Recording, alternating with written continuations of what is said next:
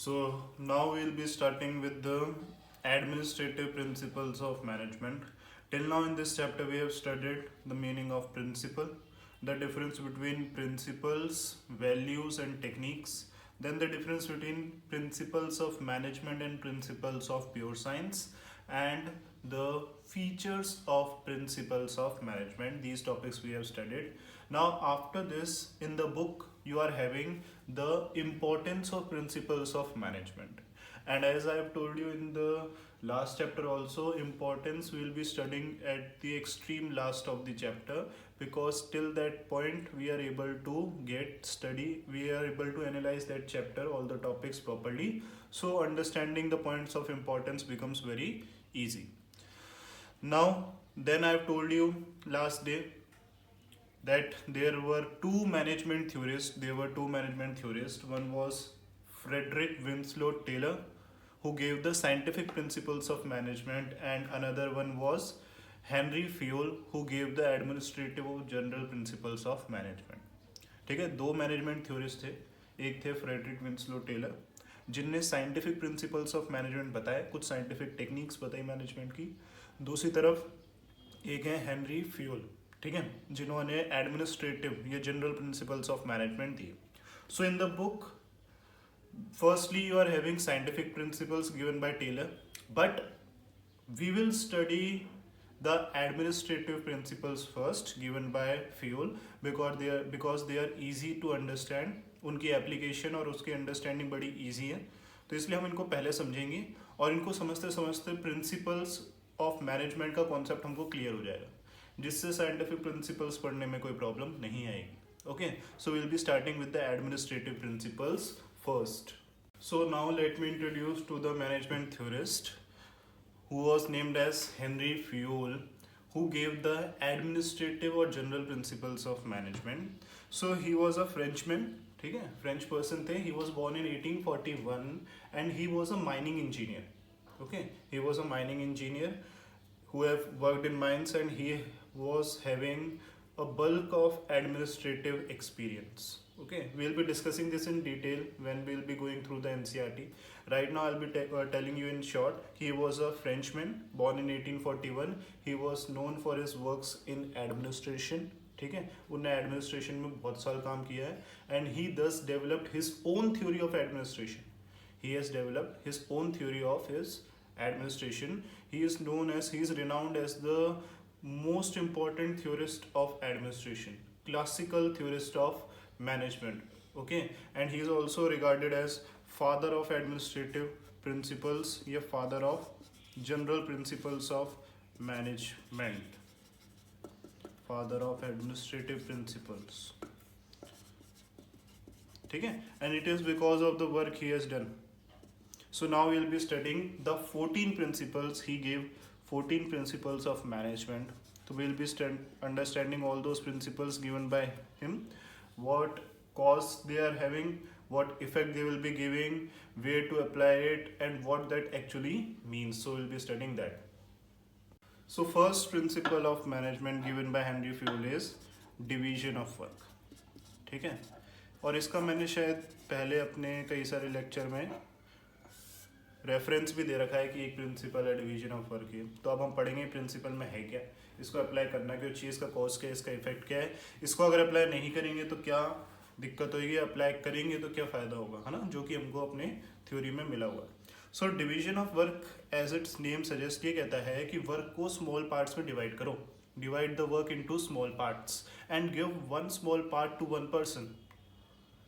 ठीक है, by repeated action, by repeated practice, that person will become specialist in that kind of work, and that specialization will lead to greater efficiency. It will increase the efficiency of men and material, as well as reduce the overburden of employees. ठीक है, तो एक बार और बताता हूँ. ये क्या कहता है कि वर्क को डिवाइड करो स्मॉल पार्ट्स में. ठीक है, divide work in small parts and then give one part to one person. When one person will perform such work, repeated action से क्या होता है, repeated action से आती है specialization. और स्पेशलाइजेशन का मतलब क्या है कि आप अगर उसमें स्पेशलिस्ट हो गए तो आप क्या हो जाओगे, आप हो जाओगे ज़्यादा efficient as compare to others. Like I will give you the example of teachers only. Okay, so what we have done, we are not making you study all the subjects, even if we can, but also then we are not making you study all subjects. हमने उस पूरी study में से एक subject ले लिया. अब उस सब्जेक्ट को समझते, ठीक है, उसकी नॉलेज लेते हुए और फिर धीरे धीरे पढ़ाते पढ़ाते पढ़ाते पढ़ाते क्या हो जाते हैं, we become subject experts.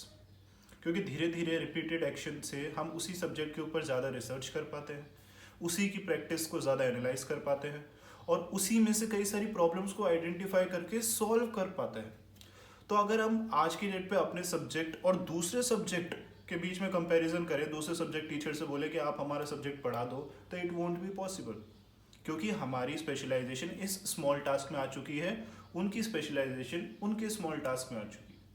Okay, तो रिपीटेड एक्शन से एक बंदा बनता है स्पेशलिस्ट और उस स्पेशलाइजेशन से फायदा होता है ऑर्गेनाइजेशन को. It gives more efficiency to the organisation and benefit of efficiency goes spread through all the organisation. और इससे एक फायदा और है, ओवरबर्डन एम्प्लॉइज कम होते हैं. अगर वर्क डिवाइड नहीं होगा तो ऑब्वियसली आपको पता है, अगर वर्क डिवाइड नहीं है तो इसका मतलब क्या है कि कुछ लोग ज़्यादा काम कर रहे हैं. मान लो हमारे पास क्या फैकल्टीज नहीं है, तो एक ही बंदा 5 सब्जेक्ट पढ़ा रहा है, 3 सब्जेक्ट पढ़ा रहा है, तो आपको क्या लगता है कि वो हर किसी को जस्टिफाई कर पाएगा? Even if he is having more knowledge of one, ठीक है, तो क्या कर पाएगा? जस्टिफाई नहीं कर पाएगा. वो जस्टिफिकेशन, वो स्पेशलाइजेशन और वो एफिशिएंसी तभी आएगी जब हम उसके वर्क को डिवाइड करेंगे. अगर वो बंदा ओवरबर्डन रहेगा तो वो इनएफिशिएंट होता जाएगा. This is a fact, this is a truth. So what to do?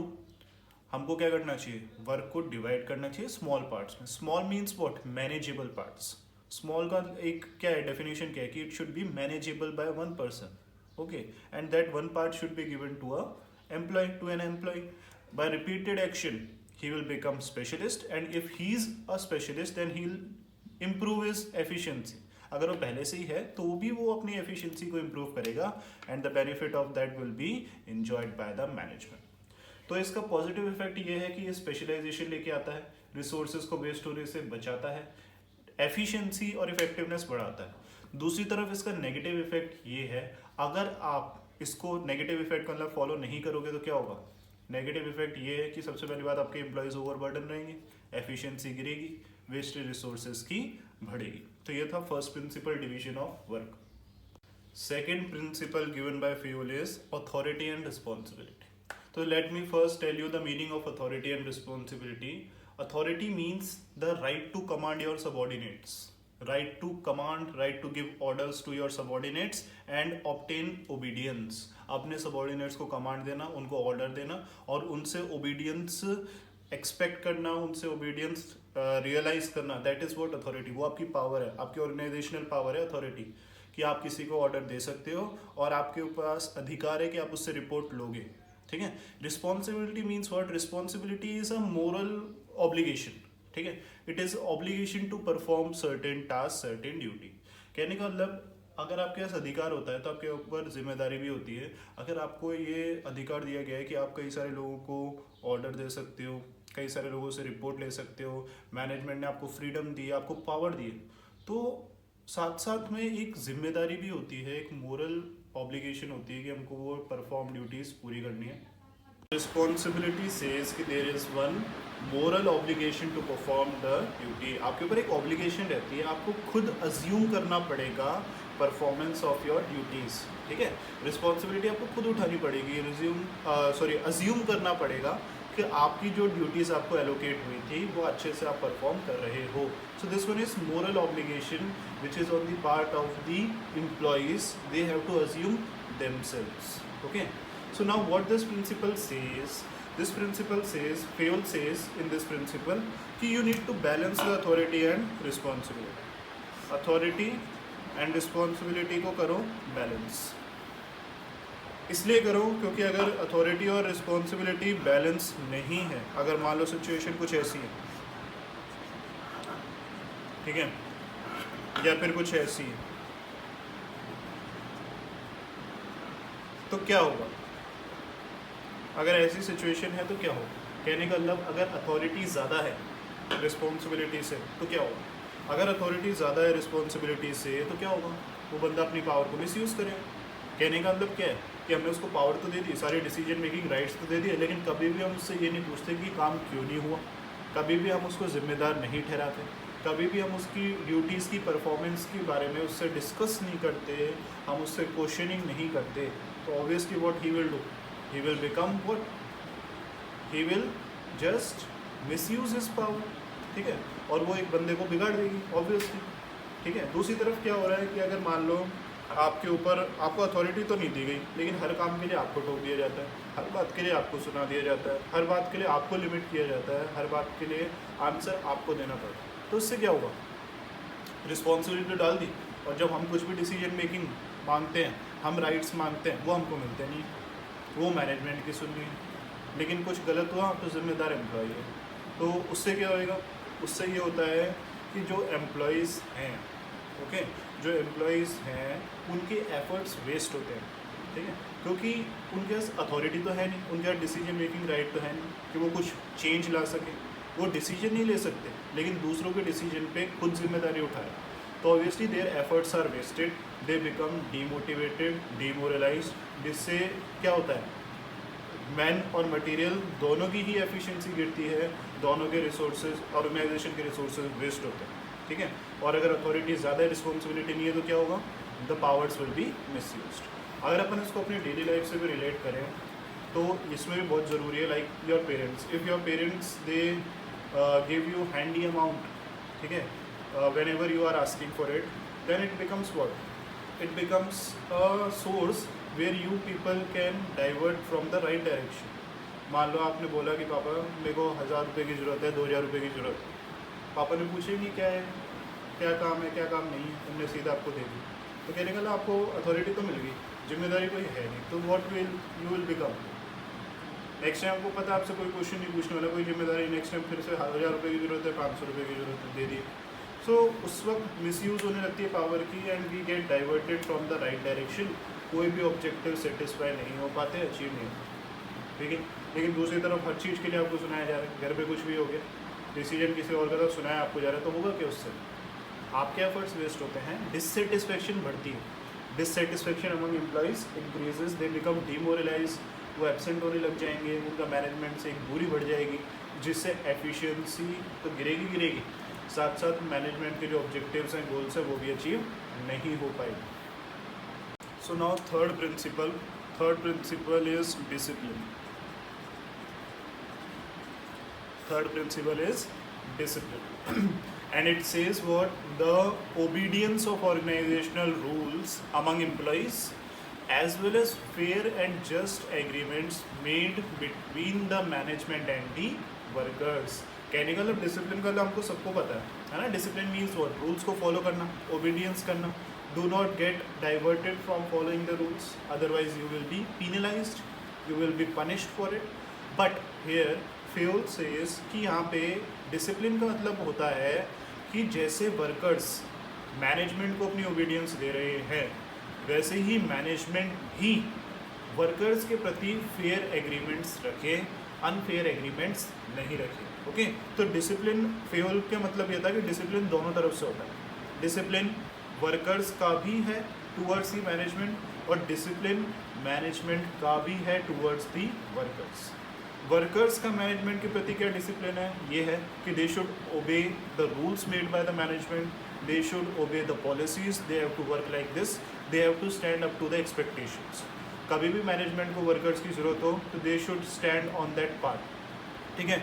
Discipline ये कहता है कि जैसे मान लो वर्कर मैनेजमेंट कहे कि यार अभी बहुत नुकसान हो गया, या हमारे पास एक नया प्रोजेक्ट है, हमको तो एक नई शिफ्ट में काम करना पड़ेगा, और अभी हमारे पास पैसे नहीं है तो आपको हम ज़्यादा पे नहीं कर पाएंगे। सो दैट वर्ड उस वक्त वर्कर्स का डिसिप्लिन ये होता है कि वो अपनी मैनेजमेंट के साथ खड़ी रहे, ठीक है, और उनके इस ऑर्डर को माने, ये नहीं कि वो रिवोल्ट करने लग जाए, लेबर यूनियन और ये वो सब चीज़ काम होने लग जाए, इसके बजाय वो उसको माने, वो उनके रूल्स को ओबे करे और अपने और मैनेजमेंट के बीच में हमेशा एक फेयर एग्रीमेंट रखे। दूसरी तरफ अगर मान लो इसी सिचुएशन में मैनेजमेंट बोलती है कि आप अभी हम काम करेंगे, हम आपको अभी तो दे नहीं पाएंगे, लेकिन दिवाली का हम आपको बोनस ज़रूर डिक्लेयर करेंगे या फिर इंक्रीमेंट ज़रूर करे, ठीक है। तो वर्कर ने तो काम किया as expected by the management. अब दिवाली के बाद अगर मैनेजमेंट ने उनको बोनस नहीं दिया या फिर इंक्रीमेंट नहीं दिया, so that would be a part of indiscipline from the side of the management. वहाँ पे मैनेजमेंट अपनी तरफ से इनडिसिप्लिन कहलाएगी, क्योंकि वो अपने एग्रीमेंट पे Fairlie stand up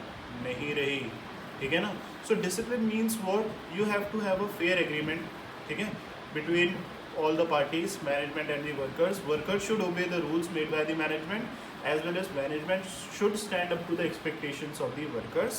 This will make a fair environment, ठीक है। इसका पॉजिटिव इफेक्ट क्या है कि भाई ऑर्गेनाइजेशन बड़ी ही स्मूथली रन करेगी, ठीक है, कोई भी केओस नहीं होगा, एफिशिएंसी भी बढ़ेगी, एक दूसरे के प्रति हमारे क्या होगी, कोऑर्डिनेशन कोऑपरेशन भी बढ़ेगी। दूसरी तरफ अगर मान लो डिसिप्लिन नहीं हुआ तो क्या होगा, डिसिप्लिन नहीं होगा तो ऑर्गेनाइजेशन में क्योस रहेगा, कोई ऑर्डरली फंक्शन करेगा ही नहीं, रूल्स एंड रेगुलेशंस ओबे नहीं होंगे, अनफेयर रहेगा, तो उनके बीच में मैनेजमेंट और वर्कर के बीच में क्लैश होते रहेंगे। तो ये सब चीज़ें देखने को मिल सकती है अगर डिसिप्लिन फॉलो नहीं किया जाए।